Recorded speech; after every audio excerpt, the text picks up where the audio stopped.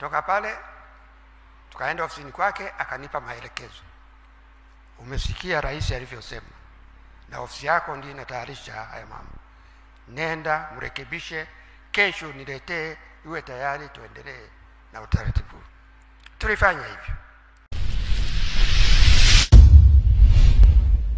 Ili kuelewa umuhimu wa Edward Moringe Sokoine katika historia ya nchi yetu, tuanzie na hali ilivyokuwa wakati anateuliwa kwa waziri mkuu. Sokoine ameteuliwa kwa waziri mkuu katika kipindi ambacho Mwalimu na waasisi wenzake walikuwa wanajiandaa kukabidhi madaraka kwa kizazi kipya. Mwalimu alikuwa ameamua kwamba atang'atuka si muda mrefu, na baada ya uchaguzi wa mwaka 75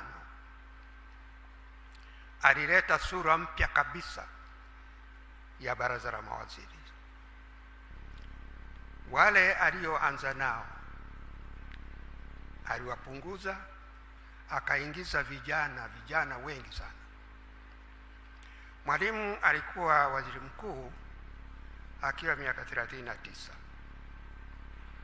Baada ya miaka 15 akamkabidhi kijana wa miaka 39 kwa waziri mkuu, na wengine aliowateua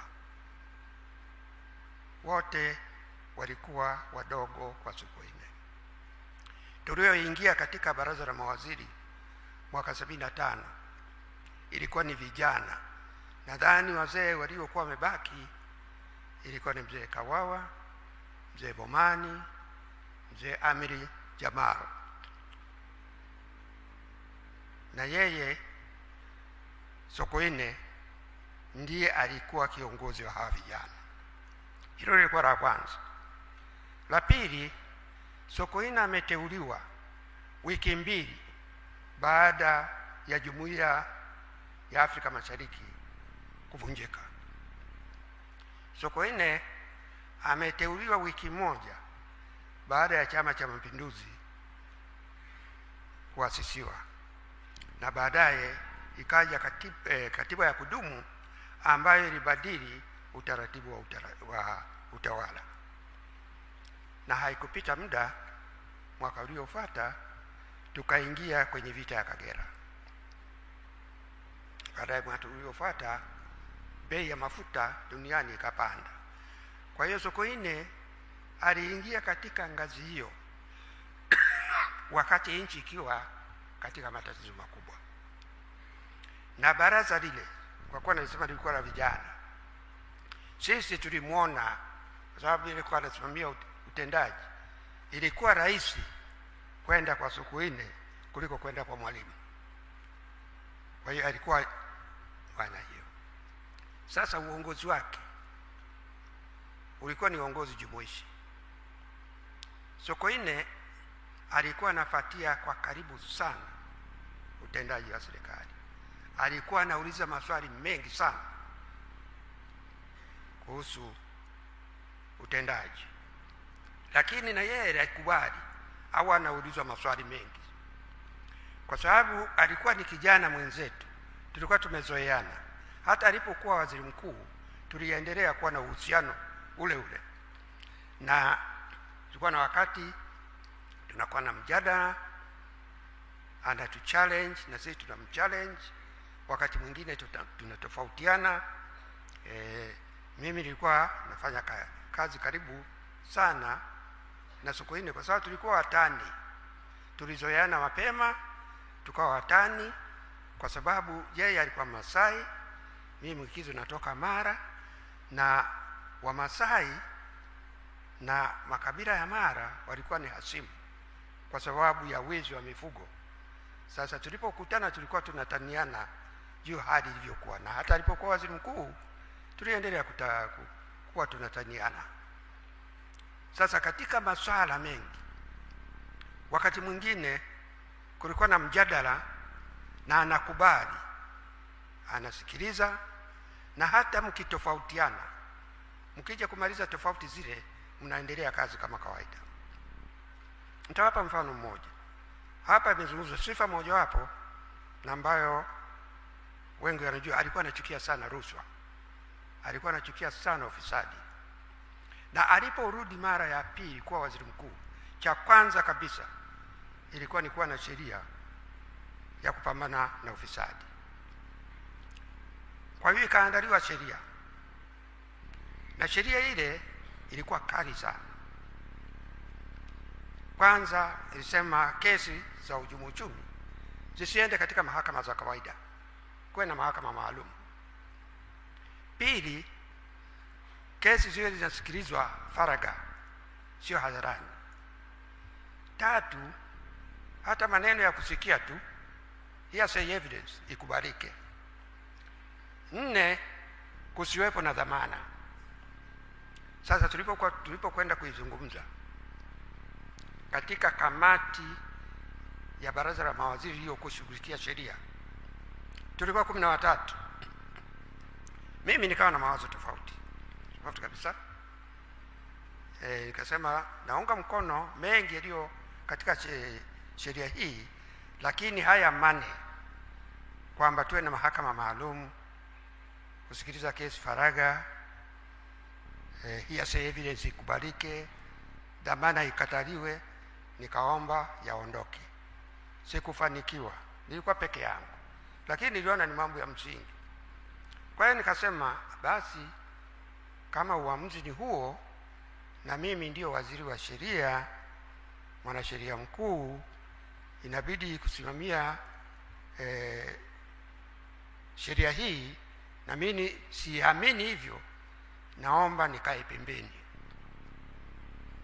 Wewe nikaomba kwamba ambia waziri mkuu, mimi nitaomba nikae pembeni, maana yake nitajihuzuru. Sokoine hakupenda hilo, akaniita akasema, wewe umekuwa mstari wa mbele kupambana na rushwa. Sasa kwa kitu kidogo kama hiki unasema unaacha kazi? Nikamwambia hapana, ndugu waziri mkuu, hili ni muhimu zaidi.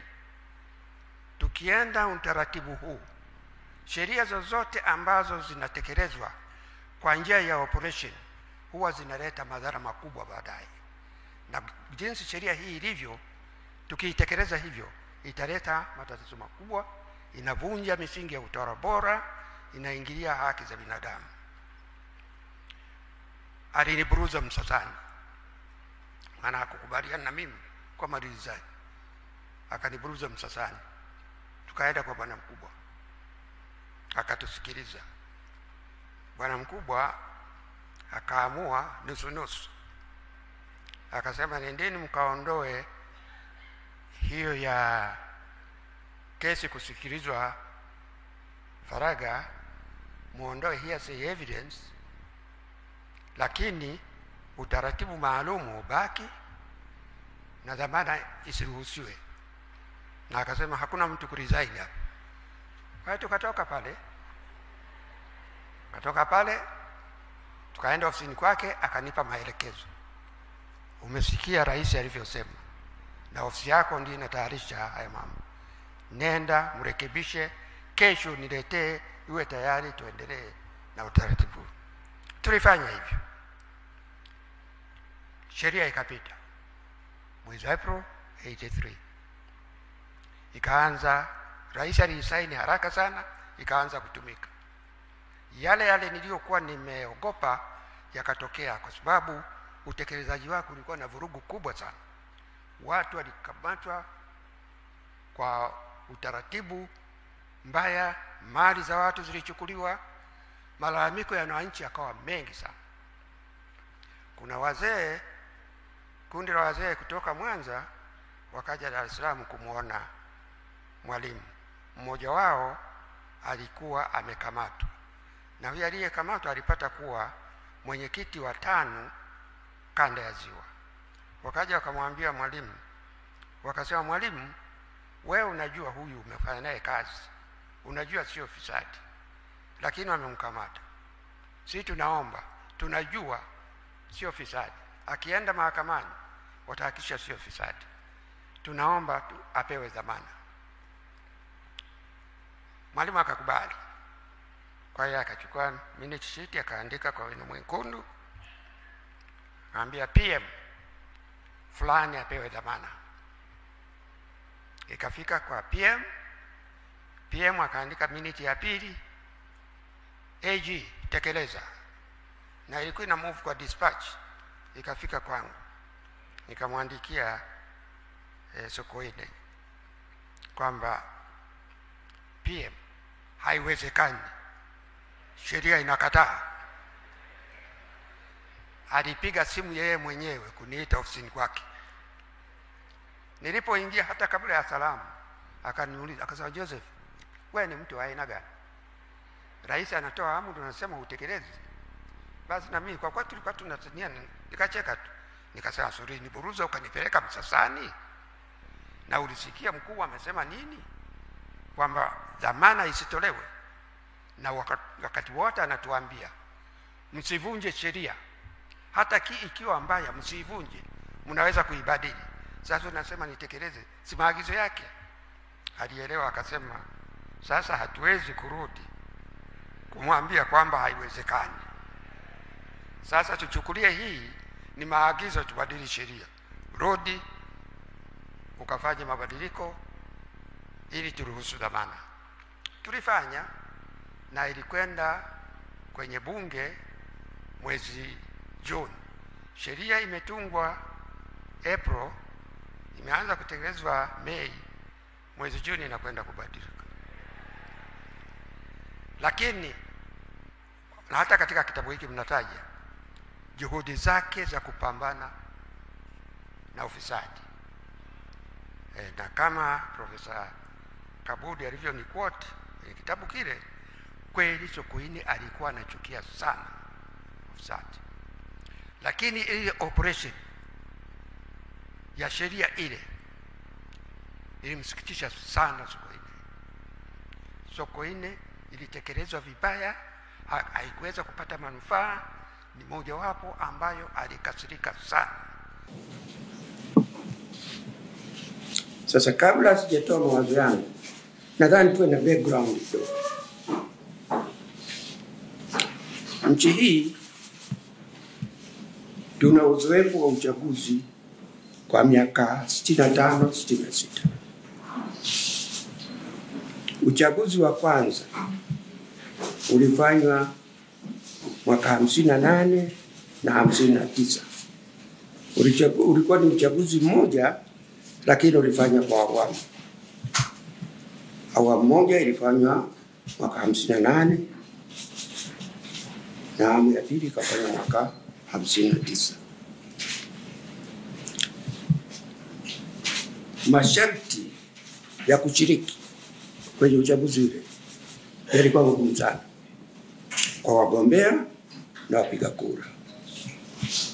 Kulikuwa masharti yale, nadhani mengine uwe na kiwango fulani cha elimu, uwe na kiwango fulani cha mali, na matokeo yake walioandikishwa kupiga kura walikuwa hata hawafiki 100,000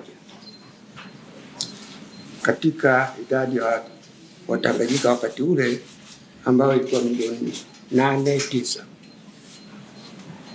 Na waliopiga kura walikuwa kama 21,000. Ndio uchaguzi wa kwanza. Uchaguzi wa pili ulikuja mwaka 60.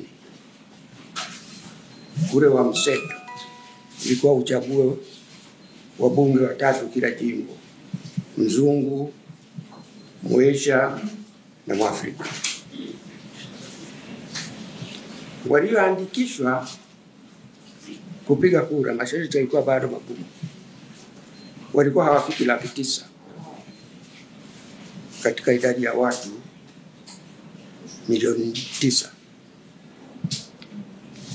Na waliopiga kura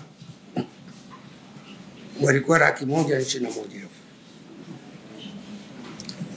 Sababu yake ni kwamba majimbo mengi wagombea walipita bila kupingwa. TANU ilipita katika majimbo mengi bila kupingwa. Uchaguzi huo 58, 59 na 60 ulipangwa na serikali ya kikoloni. Baada ya kupata uhuru, sheria ilipitishwa kuwawezesha wananchi wengi kushiriki kupiga kura. Na uchaguzi wa kwanza baada ya uhuru ilikuwa mwaka 62 wakati tulipomchagua rais. Wakati huo lakini nilipata nafasi ya kupiga kura. Walioandikishwa walikuwa wengi kidogo, walikuwa wanakaribia kama milioni 2.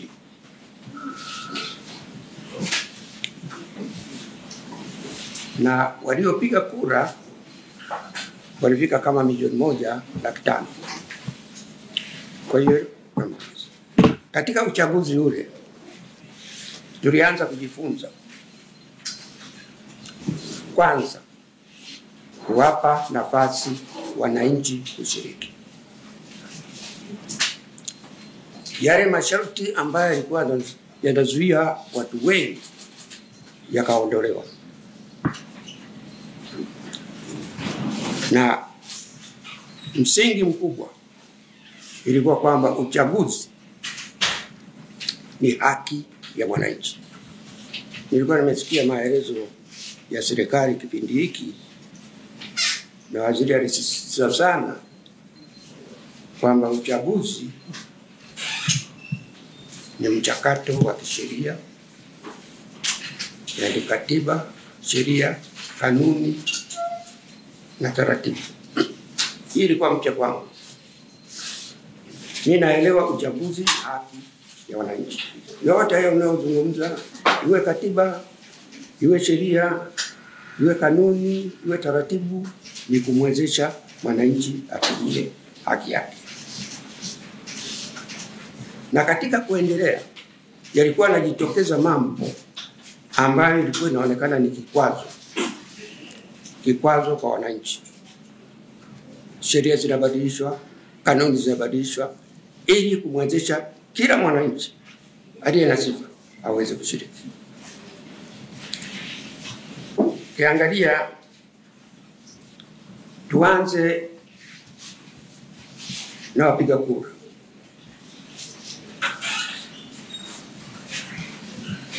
Utaratibu uliwekwa wakati wowote wa uchaguzi kutakuwa na dosari. Kwa hiyo dosari zilikuwa zinaonekana, lakini serikali ilikuwa inaziondoa. Kila baada ya uchaguzi tathmini ilikuwa inafanywa kuona dosari zilikuwa wapi, zisahihishwe namna gani. Tuchukue kwenye uteuzi, kwa sababu kuwa msingi ni haki ya wananchi. Uchaguzi wa 58, 59, 60, 62 ilikuwa uteuzi ule vyama ndivyo vinaamua, sio wananchi.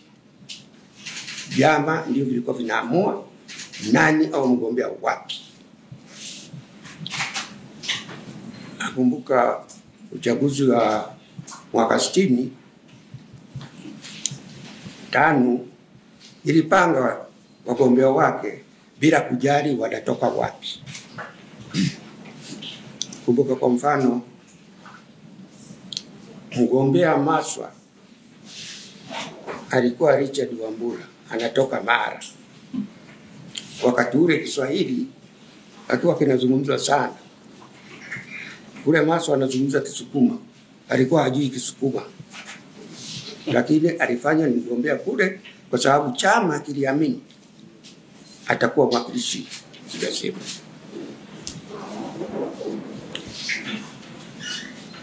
Na wakafanya hivyo hata mwaka 65,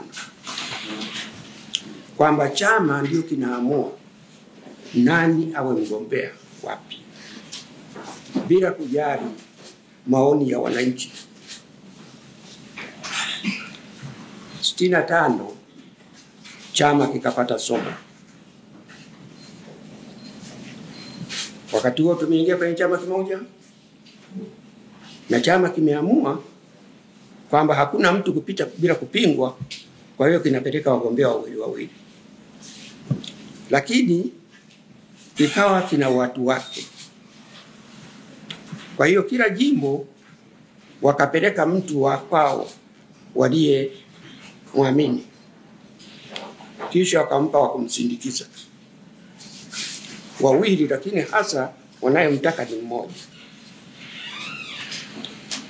Wananchi wakagoma.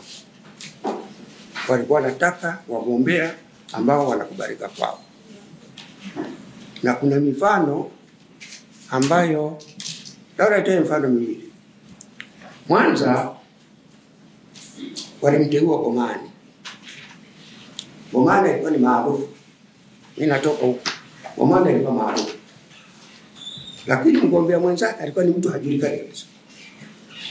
Kwa sababu nia ilikuwa kumrudisha Bomani.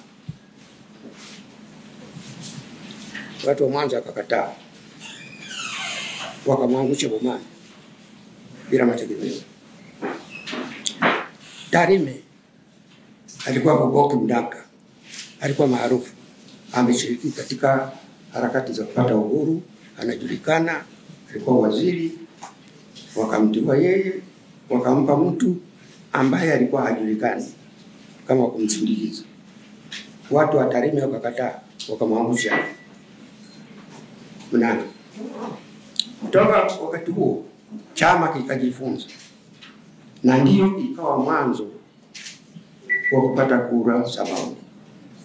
Nia ya kuleta kura za maoni ilikuwa kuwa na uhakika kwamba anayeteuliwa anakubalika wanakotoka. Mwanzoni kura za maoni zilikuwa zinatolewa na wawakilishi ngazi ya wilaya, na zilifanya kazi nzuri, lakini baadaye ikaingia rushwa. Kaonekana kikao hiki kidogo cha wilaya wanahongwa, wanateua, wanapiga kura watu ambao sio wanaotakiwa na wananchi. Chama kikaona hilo, kikasema hawa wachache wanaweza kuhongwa, kwa hiyo tupanue wigo. Wakatoka kwenye wilaya, wakasema kura zitapigwa kwenye kata.